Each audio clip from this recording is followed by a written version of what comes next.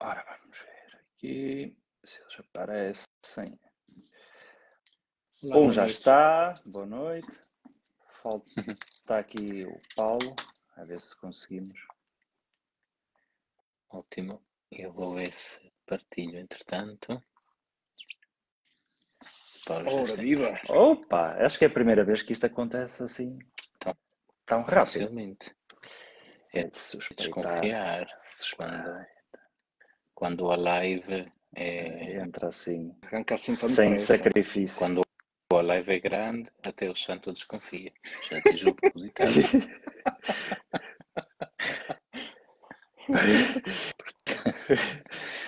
Ora bem, deixa ver se eu consigo. Alguma coisa vai isto. acontecer. Vai. Vai. Share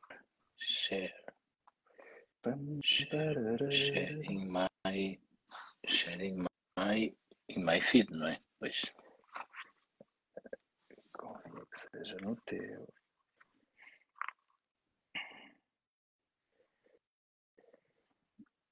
Já temos algumas pessoas connosco, já não estamos sozinhas. Ótimo, boa noite. Sim, senhor. Deixa eu partilhar. Pois é o que eu estou a tentar fazer também. Partilhar.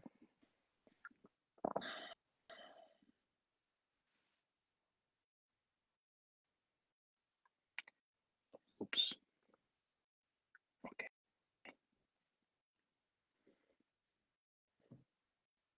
O Paulo? Está a partilhar o... se calhar saiu. Oi, que estranho.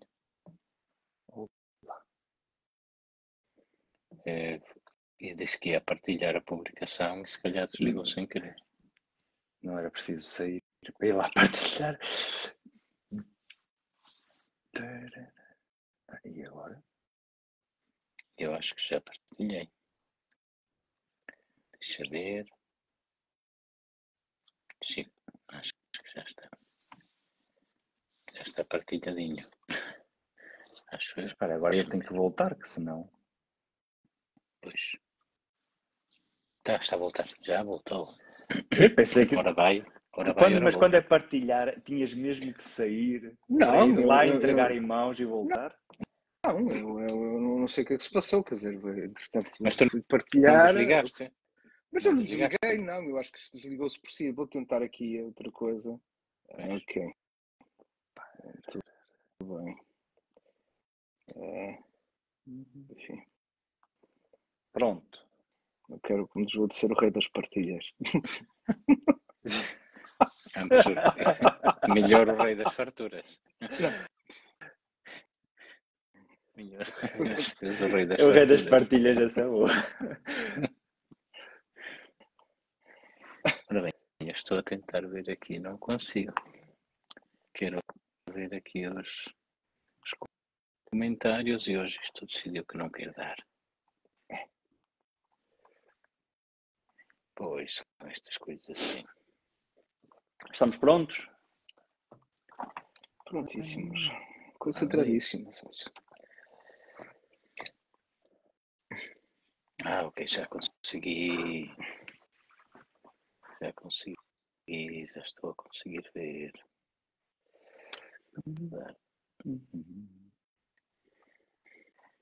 Ótimo, sim senhor. Pronto, acho que temos quórum, podemos começar. Vamos a isso. Já temos quórum. Boa noite, o Benfica então, hoje joga. O Benfica joga. Pois é. Coisas tão importantes. Falta saber, nós aqui com estas banalidades, quando há jogos a acontecer. Boa noite, então, a todos que nos estão a acompanhar. Hoje estávamos a pensar, falar aqui um pouco, ou o tema, pelo menos é este de Cristo e a cidade, e lembramos-nos deste tema a partir até de uns dados recentes que saíram sobre o contexto francês, que diz que cerca de 80% da população francesa atualmente já vive na cidade ou nos subúrbios da cidade, que é também uma realidade um pouco transversal, seja em outras grandes cidades um pouco por todo o mundo, mesmo na América Latina, mas também aqui na Europa. E juntando a esse facto também um outro que é daquele que é da história da Igreja, onde, como sabemos, a Igreja nasceu na cidade, pelo menos até ao século IV, tínhamos este modelo onde o bispo estava a viver no centro da cidade com os seus presbíteros. Também é verdade que as grandes cidades permitiam a entrada de novas religiões ou novas espiritualidades, e por isso também daí o rápido crescimento, sobretudo a partir do século IV, com a paz de Constantino. O que depois é que levantou um outro problema, é como chegar às populações que estão nas vilas ou nas aldeias.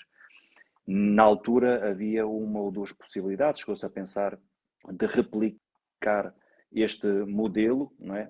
Um bispo com o seu presbitério que se mudava para uma outra terra, ou então os bispos assumirem a sua função inicial de sucessores dos apóstolos e delegarem numa outra espécie de bispos presbíteros essa função. Não foi isso que aconteceu.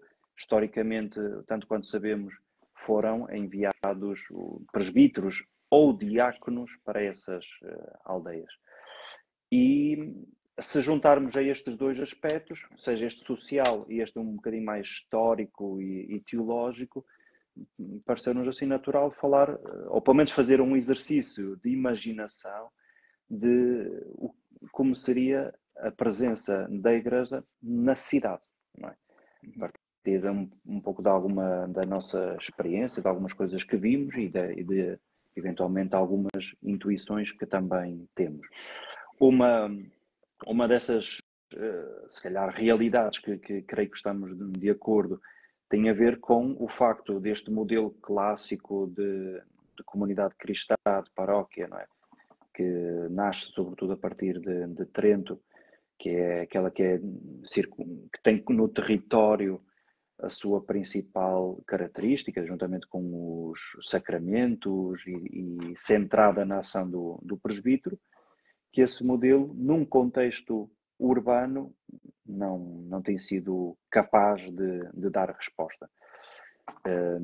E até porque mesmo quem está a viver na aldeia, mesmo assim, já também tem uma certa mentalidade urbana. Portanto, esta questão da cidade é transversal. Daí que parece importante pensarmos ou fazermos este exercício de imaginação daquilo que possa ser relevante para a Igreja na cidade nos próximos tempos. Mais ou menos isto que tínhamos pensado. Não sei quem de vocês dois quer dar assim o primeiro pontapé de saída, que depois eu também apanho a bola. Depois também há algumas coisas, isto só para perceberem, já há muito tempo falávamos sobre esta realidade, que uma vez visitamos uma paróquia da Igreja de Inglaterra, St. Martin in the Fields, até fomos várias vezes. Estive lá no sábado a jantar. A almoçar, desculpa. Almoçar? Pronto. Já foste mais vezes. Já fui mais vezes. Já foste. Olha, Paulo, não te estás a ouvir. Estás um... Pois é, desligaste o microfone, agora sim. Um bom motivo para ir à paróquia e lá almoçar. Porque indiretamente até foi, mas de seguida explico. Porque, assim, em traços simples, claro, há uma forte aposta na cultura e na espiritualidade nessa comunidade. Na cripta, não é? Tem uma zona de uma sala de refeições, quase podemos dizer um restaurante em estilo self-service, aberto a toda a cidade. E depois também tem uma pequena livraria, tem um espaço... também organizam vários concertos, sessões de apresentações de livros e também... E um enorme trabalho com os sem-abrigo. Sim. Um enorme trabalho com os sem-abrigo. Nessa questão das cidades, se calhar, só mesmo para dar um pontapé de saída, recordava aquilo que é do conhecimento de todos nós, de como a história do Novo Testamento é uma história feita de cidades. Uhum. Ou seja, quando nós vemos como é que se espalha a fé e qual é o primeiro serviço que os apóstolos fazem, é o espalhar-se de cidade em cidade, não é? Jerusalém, enfim, alguns vão para Samaria. Jesus tem o seu centro de operações em Cafarnaum, não em Nazaré, não é? Cafarnaum era dentro, enfim, dos parâmetros da época, não era uma cidade, era uma vilazinha, mas Jesus não está sequer no interior, onde era natural, mas transfere-se para ali. Porquê? Porque era uma zona de passagem de muita gente, era uma cidade portuária, havia barcos, era fácil deslocar-se, etc. E o cristianismo depois vai para norte, vai para Antioquia, que era uma das maiores cidades, Antioquia da Síria, que hoje em dia fica na Turquia, vai para uma das maiores cidades da época e depois começa a espalhar, não é? Quando nós vemos as cartas de Paulo, vemos Galácia, vemos Colossos, vemos Éfeso e depois já entrando na Europa, Filipos, Corinto, Tessalónica, etc. e Roma. Ou seja, este é um itinerário urbano e nem sequer é um itinerário de pequenas cidades, mas das grandes metrópoles da época. Obviamente, uma das razões era a prática, e que para isso serviam as estradas romanas, não é? Claro. Que facilitavam imenso as comunicações, não é? E, portanto, aqui havia uma opção que era claramente muito estratégica, em termos de poder utilizar os recursos disponíveis. Mas, ao mesmo tempo, era uma opção muito pragmática, ou seja, onde é que as pessoas estão? As pessoas estão nas cidades. E, portanto, é por isso que o cristianismo, ao começar, começa por espalhar-se pelas cidades, não é? De facto, os bispos, como dizias, e bem, não é? Com a sua comunidade de presbíteros à volta, era uma realidade essencialmente urbana, não é? Depois, posteriormente, irão aparecer os chamados corepiscopi, não é? Os bispos das periferias ou das zonas rurais, não é? Muitos mosteiros na Idade Média serviam as comunidades rurais, mas era através do envio de missionários que iam e voltavam ao mosteiro, não é? Portanto, o cristianismo foi sempre, sobretudo nos primeiros tempos, foi uma realidade essencialmente urbana, por uma questão de poupança de recursos, mas também de um pragmatismo apostólico, de dizer nós temos de estar onde as pessoas estão. Não é? Sim.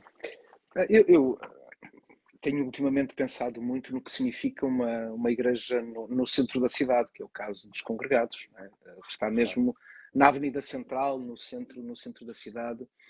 E qual é a nossa missão, neste caso específico, como reitor dos congregados e também com o Tiago, não é? Temos pensado muito nisso, no que é que nós podemos oferecer. Mas mesmo antes daquilo que se pode oferecer, aquilo que eu vou percebendo do comportamento das pessoas, e neste caso dos congregados, é que é um lugar, é um lugar de encontro, não é? Enfim, eu já fui parco em Aldeias, em Vila Verde, onde as igrejas, a maior parte das nossas igrejas até estão fechadas durante a semana. Abrem 30 minutos, uma hora antes, tanto para a celebração da Eucaristia, ou quando há um funeral, ou outro momento, mas a maior parte dos dias há razões para isso, evidentemente, quer dizer, ter alguém, é uma questão também de segurança. Embora as igrejas na cidade às vezes elas também estejam fechadas, também não é assim, não é líquido que todas as igrejas na cidade estejam abertas. No caso dos congregados está aberto e quem quiser pode entrar e não é pagamento.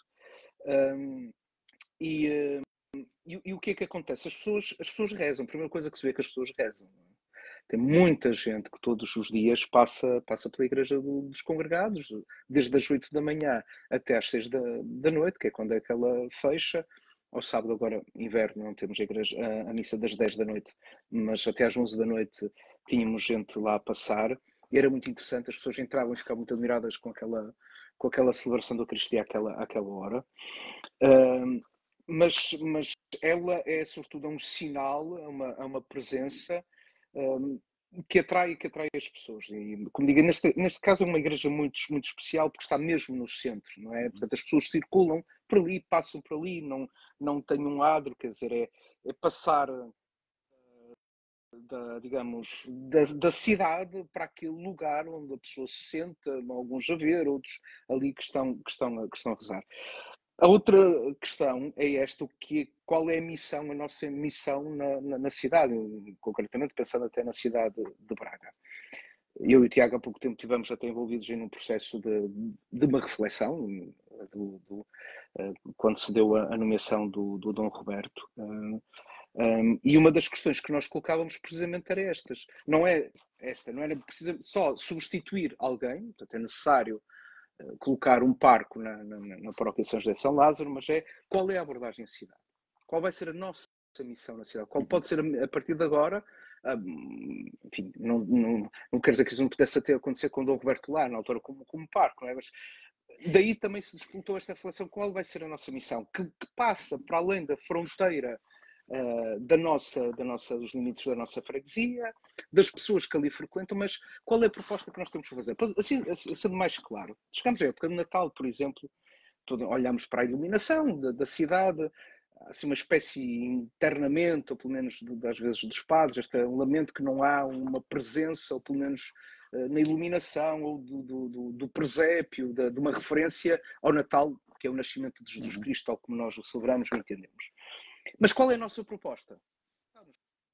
Qual é a nossa proposta? Qual é o nosso programa cultural para esses dias? Que posso passar por concertos, pode passar por uma decoração especial, pode ser passar por uma presença também na cidade, no centro da cidade.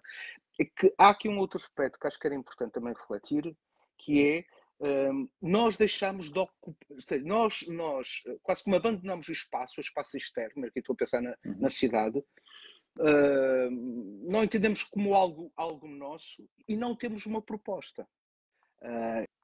E eu acho que isso deve ser refletido, deve ser pensado, o que é que nós podemos oferecer à cidade. Com a experiência que temos, mas também, digamos, no serviço também ao bem comum. Para além da missão, um serviço à própria cidade. Porque as pessoas procuram e têm sede, isso é real. Isso eu sinto todos os dias. Por exemplo, nesta igreja, onde que entram várias pessoas e muitas delas vêm até para pedir orientação espiritual, sendo que os congregados são conhecidos até, sobretudo, por um espaço de reconciliação e vão lá milhares de pessoas, não é? Portanto,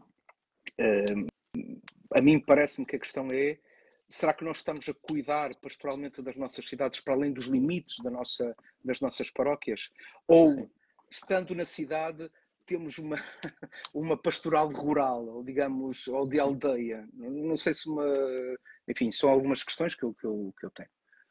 Sim, uma das características da cidade é precisamente a não noção do território, dos limites. E se calhar essa é uma das lacunas, é que de estarmos a tentar implementar na cidade aquilo que é um modelo que funcionava ou pode funcionar numa vila ou numa aldeia. Há uma coisa tão simples quanto esta, que tantas vezes digo: se nós estivermos ali mais ou menos no centro da cidade e pedirmos às pessoas, desde logo que identifiquem em que freguesia ou a sua paróquia, em que paróquia é que estão, naquele momento, não. Se calhar a maior parte nem sequer consegue identificar onde está. Portanto, os limites geográficos são absolutamente irrelevantes num contexto urbano. E se esse modelo não é adequado à cidade, quer dizer que então também é necessário procurar outros.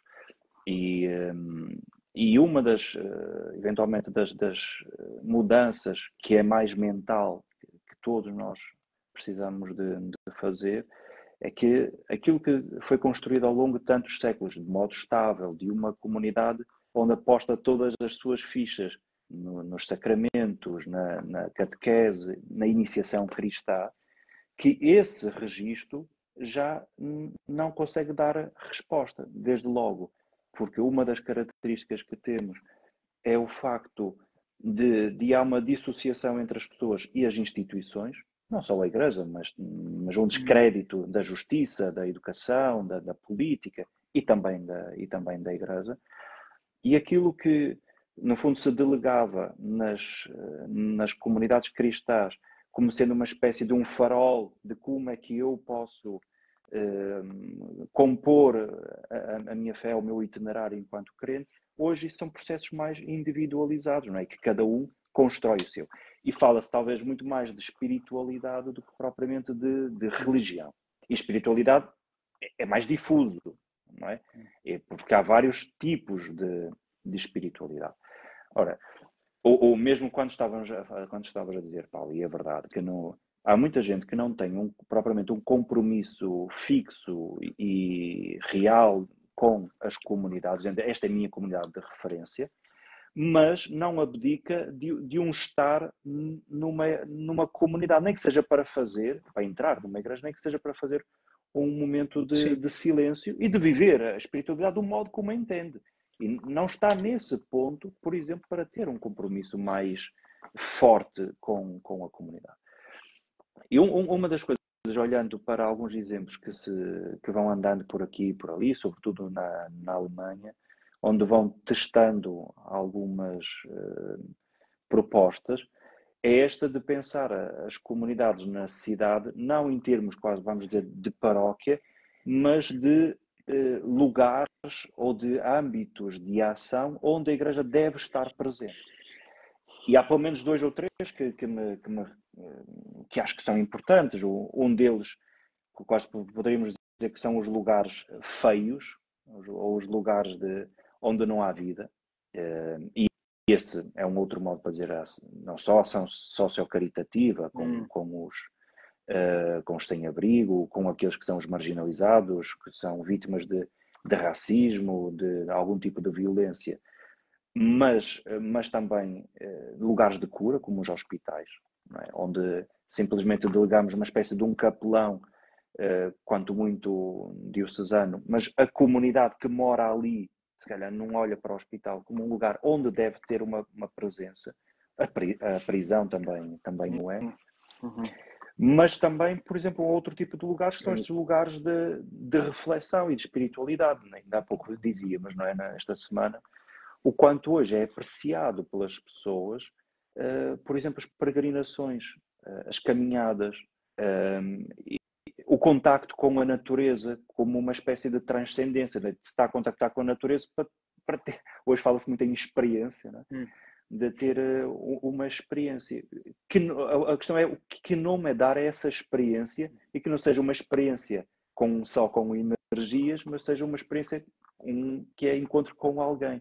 Mas a questão é que muitas vezes nós quase criticamos ou condenamos esse tipo de apostas, não é? de opções de vida, e não sabendo aproveitar não digo em nosso favor, mas partir daí para construir algo diferente. Não é?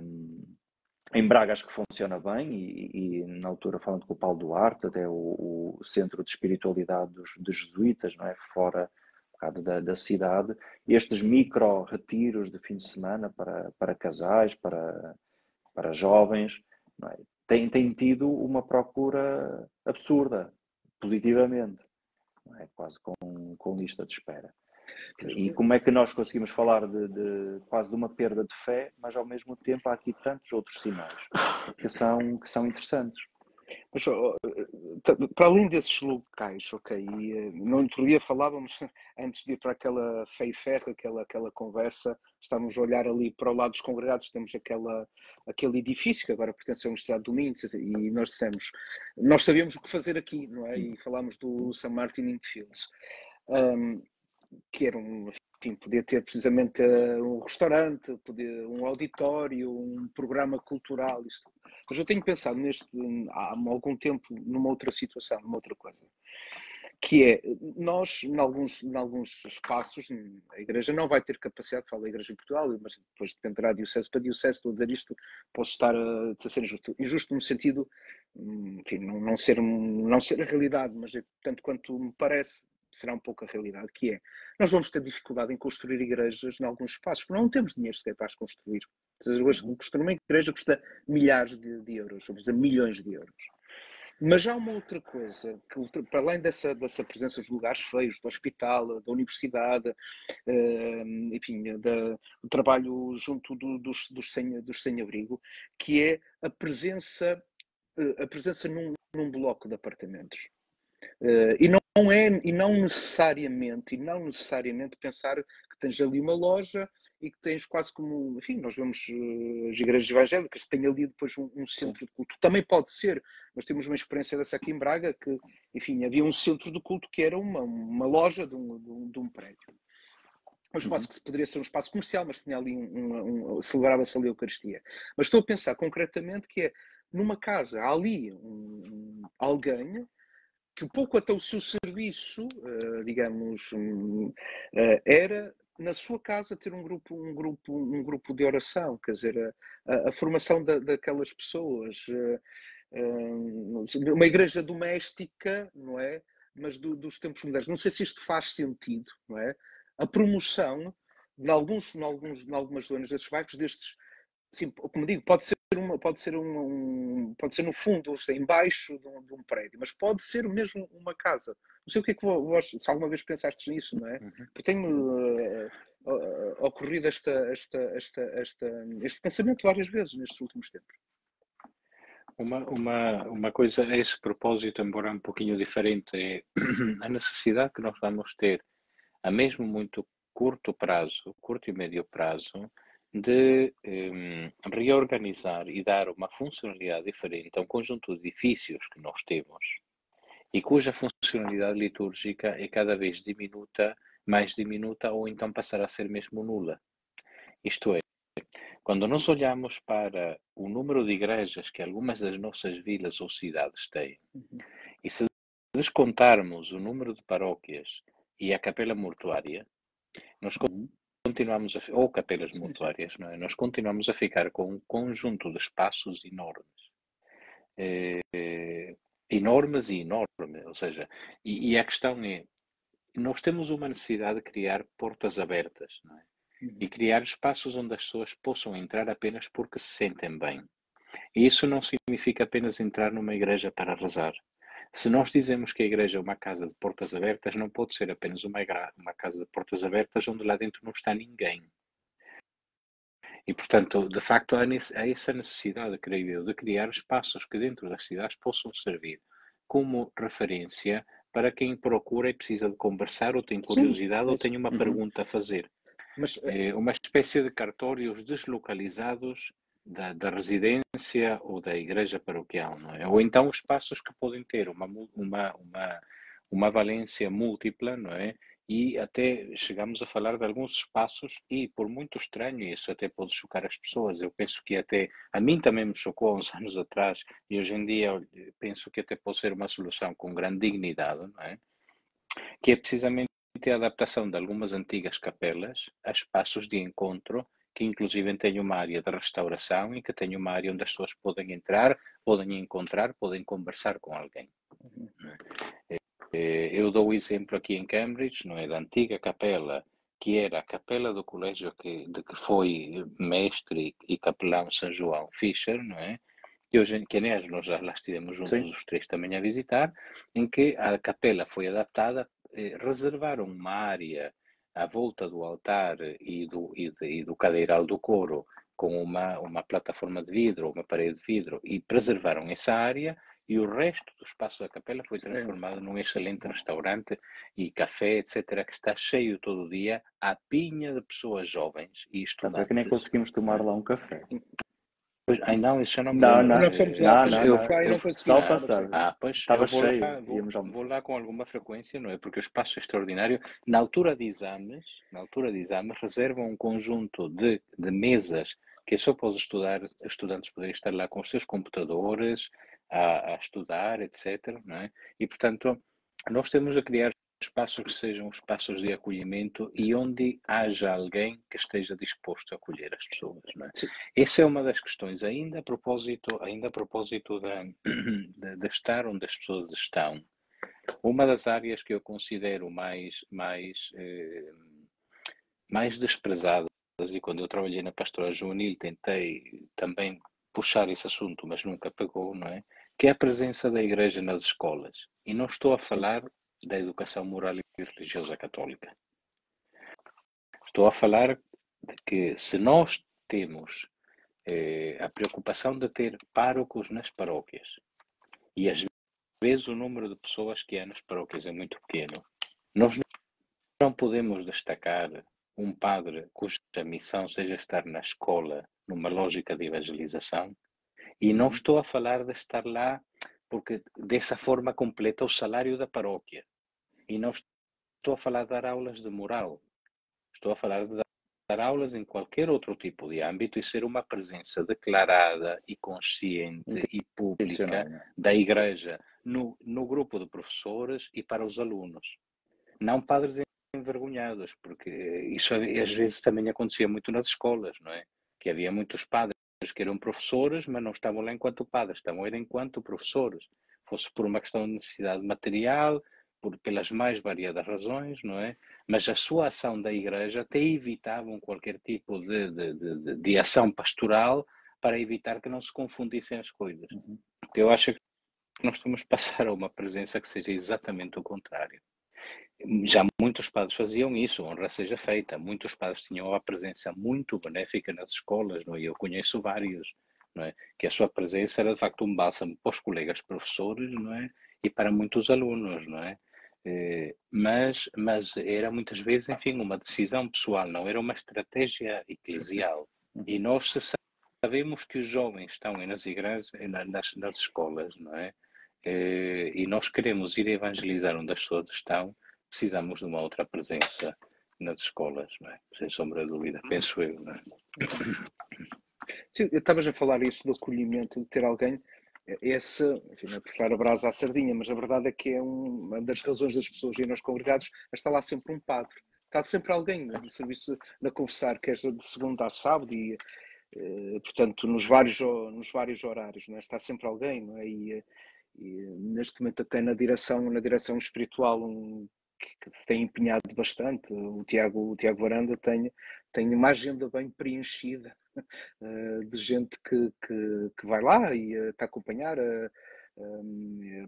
Aliás, ele está a acompanhar, prestou-se esse serviço de pessoas que estavam a acompanhar pessoas, digamos, com deficiência, portadores de deficiência, e ele tem feito esse trabalho. E a razão é essa, tem sempre alguém, não é? Está sempre alguém com quem podem falar, para além da atividade socio-caritativa. Agora sim, eu acho que são vários âmbitos onde a presença da Igreja tem que ser trabalhada, mas para isso é preciso refletir sobre a cidade, cada cidade em particular, não é? Mas sim, acho que essa presença qualificada é necessária. Há uma outra coisa já agora que referiste, a questão de estar sempre alguém, um padre disponível para atender. Há uns anos atrás, como é que se chama aquela outra, a catedral mais antiga de Paris, não? É Saint-Denis, não é? Saint-Denis, acho eu. Sim. Que é mesmo a catedral mais antiga, ou a igreja mais antiga de Paris. Ao visitar, chamou-me a atenção, porque eles tinham feito uma coisa que, em termos estéticos, não era lá muito bonita, não é? Mas a verdade é que, passados estes anos, e pensando melhor, até por causa enfim, da crise e da imagem negativa que em algumas das nossas paróquias e no contexto dos abusos que aconteceram, etc., a imagem horrenda que se associou ao confessionário, não é? O que é que eu vi nesta igreja, penso que foi na igreja Saint-Denis, fizeram uma espécie de caixas de vidro com isolamento acústico, não é? Dentro da igreja, não é? E tinha, nem sequer era um padre, era um diácono, mas estava com a alva e com a estola, não é? Mas também penso que esse ministério também é exercido por leigos, não é? Homens e mulheres, não é? E só tinha um sinal a dizer: Je suis ici pour t'écouter. Estou aqui para te escutar. Nada mais. Não era para confessar, não era para dar lições. Estou aqui para te escutar.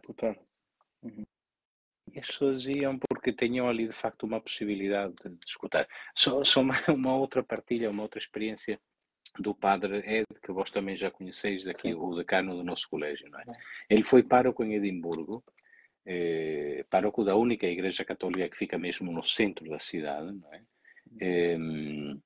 E quando chegou, encontrava-se a paróquia numa situação de, enfim, Edimburgo é uma cidade muito descristianizada, não é? Mas a comunidade católica, sendo historicamente minoritária, ainda pior. Então eles fizeram uma proposta que era confissões para todos.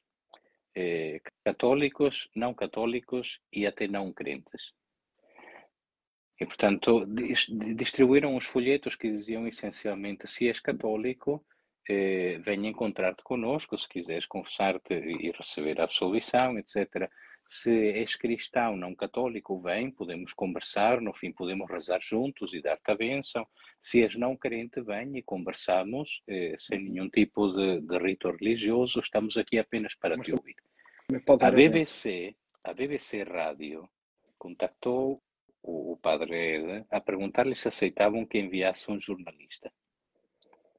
E eles disseram: aceitamos desde que haja uma atitude de respeito para connosco e para com as outras pessoas que porventura estejam a participar no evento. Ora, a BBC enviou uma equipa de 2 jornalistas a fazer uma reportagem em direto.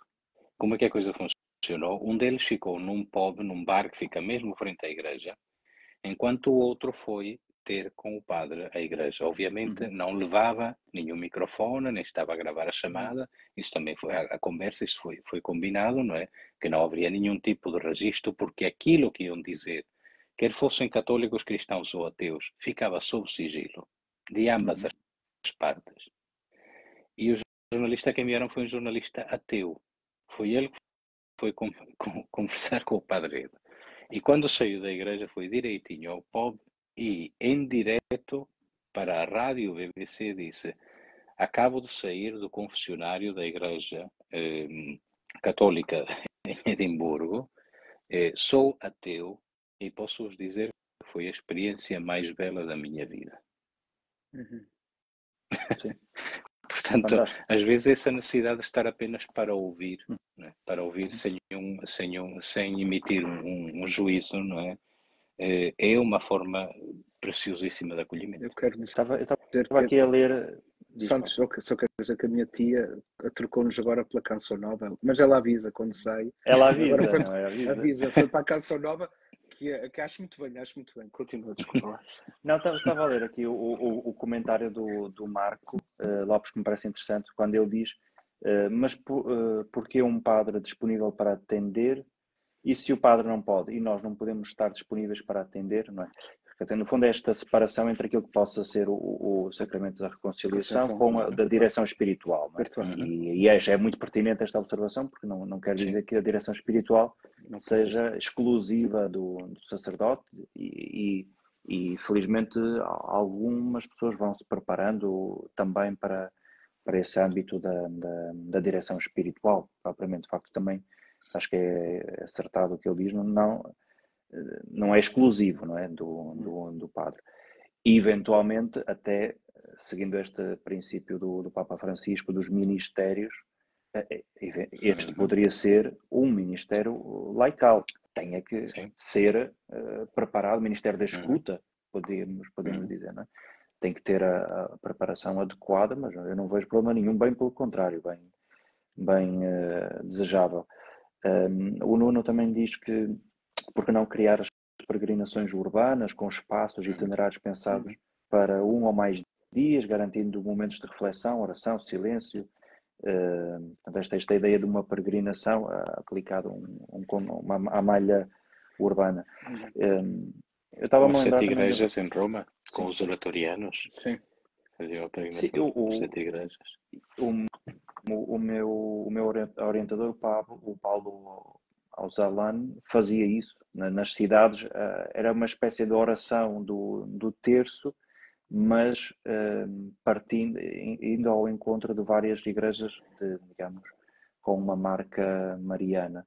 E por isso era quase a oração do terço, mas também num sentido de peregrinação. E fazia isso com todas as semanas, saíam, e eram grupos até bastante consideráveis. Depois eu propunha, porque eu tinha uma espécie de um lugar onde acolhia os peregrinos que vinham que estavam a peregrinar, não é? E eu também promovo as peregrinações a Santiago de Compostela, que também tem crescido imenso entre nós. E é curioso que, como isto tudo está a crescer e está a efervescer, no outro dia eu lembrei-me de uma coisa que já tínhamos falado, por causa esta contradição, não é? Quando o livro do Alic, não é? Sobre as igrejas vazias, eu disse, um dia tenho que falar com eles para ver, agora passado mais um anito ou dois do Covid, se de facto as igrejas ficaram vazias, se as pessoas permaneceram, mas pronto, isso seria um tópico para uma próxima conversa. Esta questão da escuta é que me parece relevante porque, de facto, uma das características que mais são apontadas, pelo menos pelos sociólogos, é que a cidade que gera solidão entre as pessoas. Não é? Não, apesar de estarem fisicamente juntas e haver um grande aglomerado de pessoas e em tantos espaços, não é? Isso não diminui, bem pelo contrário, aumenta o caráter de solidão. O Bauman dizia que a comunidade é como uma espécie de um paraíso perdido. Eu posso dizer que, enfim, algumas pessoas vão, estão em algumas igrejas, nomeadamente elas dos congregados, e passam o seu dia ali. Porque encontram alguém, um amigo, uma amiga com quem falo. Portanto, essa realidade da solidão está muito presente nas nossas, enfim, mesmo na nossa cidade de Braga. Eu conheci uma pessoa que passava o dia lá, lanchava lá no corredor da Basílica, não é? Na secretaria, não é? Portanto, isso é real. Isso é real. Ou então ao domingo, mesmo à tarde, pronto, sempre no primeiro domingo de cada mês, também ao domingo, a exposição, a adoração do Santíssimo Sacramento, vésperas do Santíssimo Sacramento e tal. Mas quando inicialmente vou para lá, havia todos os domingos à tarde. Depois, passado um mês, passou só a ser o domingo, digamos, o primeiro domingo de cada mês, e algumas das pessoas que na altura sentiram-se a falta era porque ir ali ao domingo era uma forma diferente, ou pelo menos mais feliz de viver o domingo, não é? Não só o momento de oração, mas o momento em que se podia encontrar com alguém, não é? Não era da última vez que falávamos neste espaço simbólico do adro, não é? Do encontro, onde as pessoas possam conversar. Porque se repararem a questão da Eucaristia, o quanto também pode ser, isto é, que as pessoas entram e saem, participam num rito, mas nem por isso saem, digo eu, com esta sensação de terem criado relação com alguém, como se fosse uma espécie de um momento de oração individual no coletivo. Não é? E em França, de facto, foram inovadores nessa opção até do sacerdote, que no final da Eucaristia, que ia para a porta da igreja, para o padre poder despedir-se das pessoas, trocar umas palavras, criar um certo sentido de comunidade, que isso é um processo que deve ser construído, não se pode dar por garantido que o facto de termos pessoas que há um sentido de comunidade, que sentem aquilo como uma comunidade, não é? E é curioso que não tenho pena de não se ter desenvolvido aquilo que foi no tempo do Covid, das tantas equipas de acolhimento, que inicialmente tidas como equipas para ajudar a sentar no lugar correto. Equipas higiênicas do que outra coisa. A verdade era essa. Mas poderia ter desenvolvido para equipas de acolhimento. Das coisas que, olha, por exemplo, uma vez que fomos visitar aí o Pablo, curioso que, mesmo nas igrejas que estão abertas, meramente a título de turismo religioso, vamos dizer assim, não é? O quanto tem grupos de voluntários, gente já reformadas que está lá, mas que fazem questão, de facto, de sentir que és bem recebido naquela igreja. Não estão lá como fiscais, não é? Basta este gesto dizer bem-vindo, não é? Esta é a igreja de posso ajudar, que não és o número que acabou de entrar. Lembrei-me agora de duas coisas, não é? Uma delas era que nas comunidades por onde passei, em algumas funcionou melhor, noutras menos, mas uma das coisas que insisti sempre, em algumas havia, noutras tinha desaparecido, depois retomou-se, era que existisse algum grupo que assumisse que no fim da Eucaristia Dominical, o café paroquial estava aberto. E o café paroquial às vezes era uma coisa muito simples, depois em quase todas as comunidades aquilo acabou por funcionar, ora para os escuteiros, ora para uma comissão de festas, etc., não é? Mas era um espaço que era importantíssimo, porque as pessoas no fim da Eucaristia iam tomar um café, iam comer uma nata, conversavam, não é? Em algumas comunidades funcionava até durante a catequese. Portanto, enquanto a catequese estava a funcionar, os pais estavam ali, vários pais ficavam, etc., não é?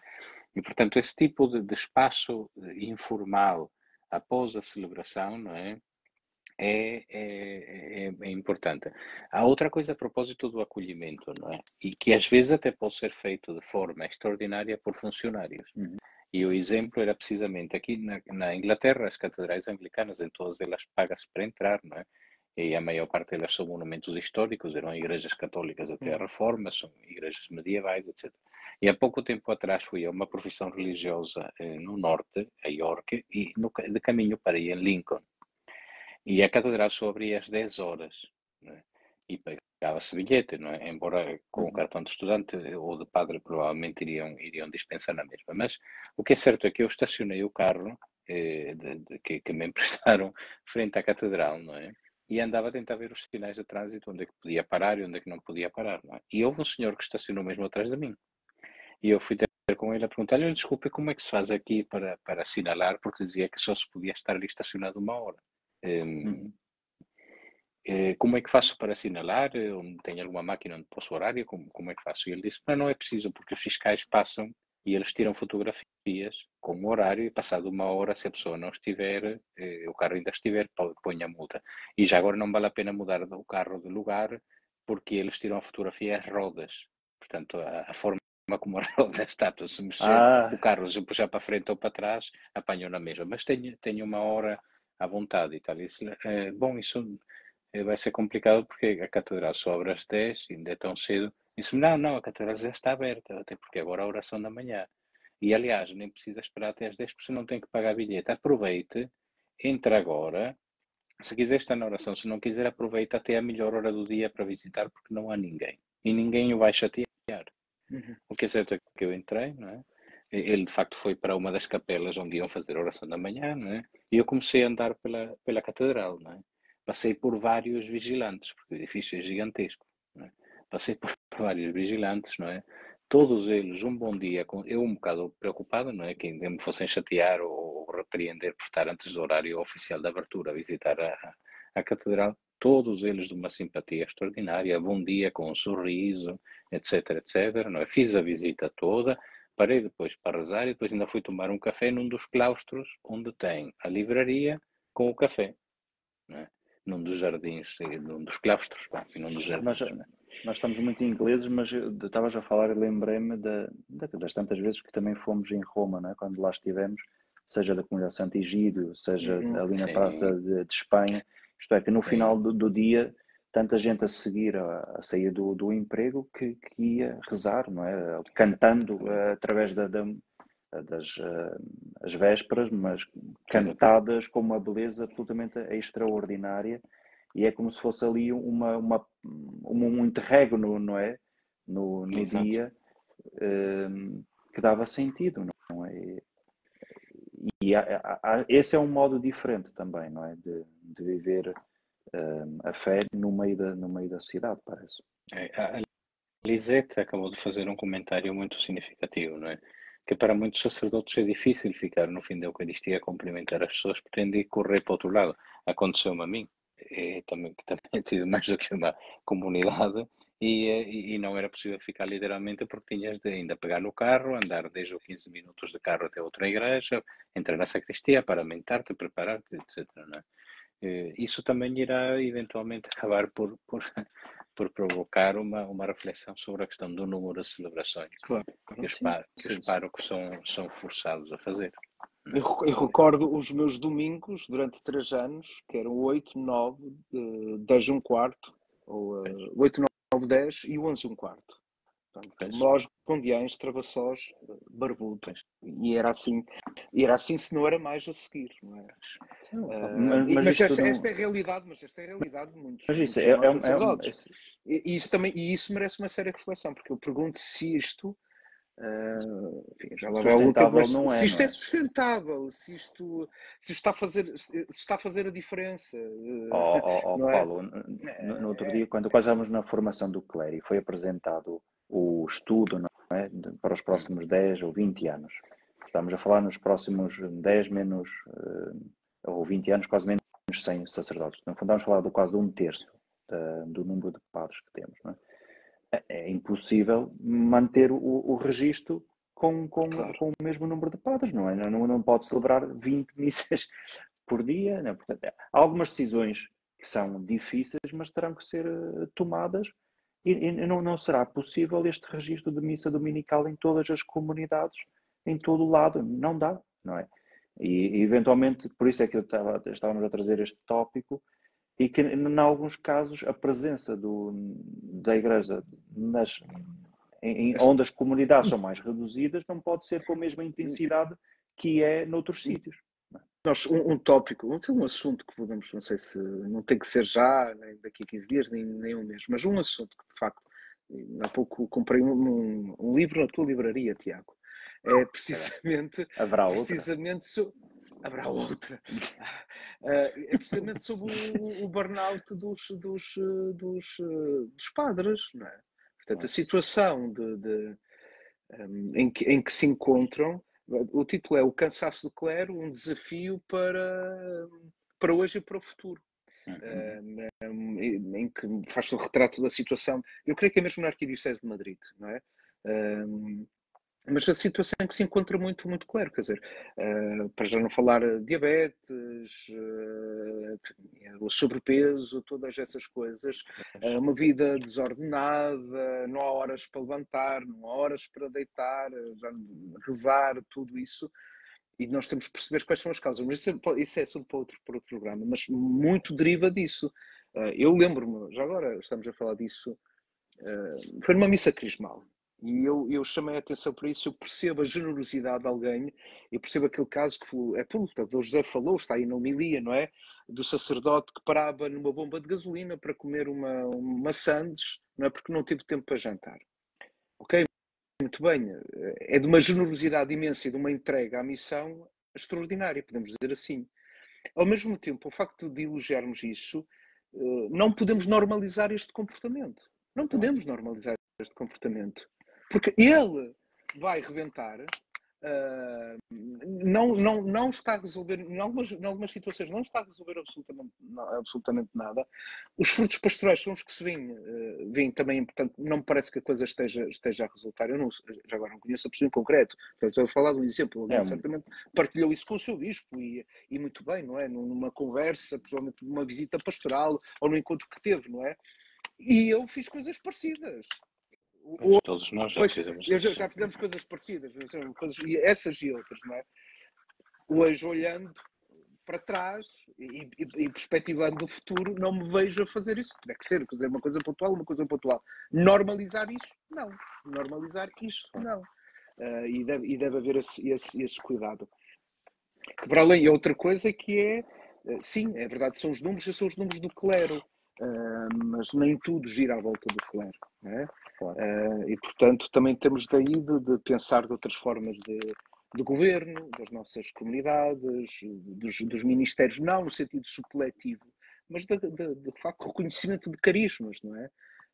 Eu espero que o sínodo traga, digamos, esse novo impulso também à vida da Igreja, já está a trazer em algumas dimensões, mas que seja possível, não é? Mas enfim, estamos a falar da cidade, não é? Mas na cidade também agora passa-se a vida, muitos passam a vida em funerais, não é? As pessoas morrem, não é? E morre-se muito na cidade.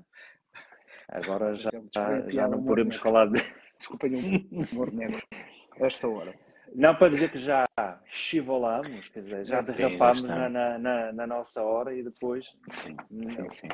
O povo sofre e nós não aguentamos, eu não vos aguento mais. Para dizer que está a chegar a nossa horinha de dizer adeus, dizer muito obrigado, de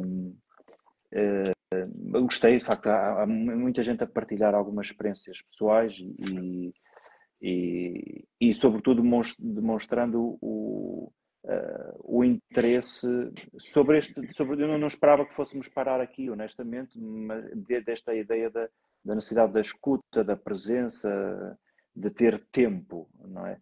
Como o bem mais precioso que temos atualmente é o tempo, tem que ser bem gerido e é preciso tempo também para estar com as pessoas.